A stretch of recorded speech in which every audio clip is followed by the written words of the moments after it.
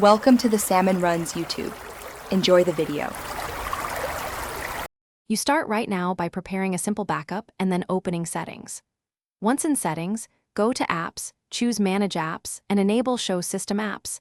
That reveals the settings system entry. Make sure your device is unlocked and you know your PIN. You will need it to confirm data changes.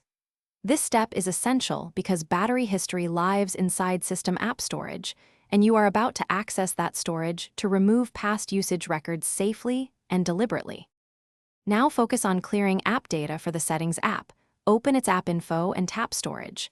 Once there, choose Clear Data and then Clear All Data. Confirm any prompts with your PIN or fingerprint. This removes the saved battery usage history because those logs are stored in the app's local data. Make sure you accept that some personalized system preferences may reset. This is why you backed up. After the clear, the old battery usage list should be wiped from view. Finish by rebooting the phone so the system reloads without the old records. This completes the data removal. Once the device starts, open Battery and Performance and inspect the usage graphs and app lists.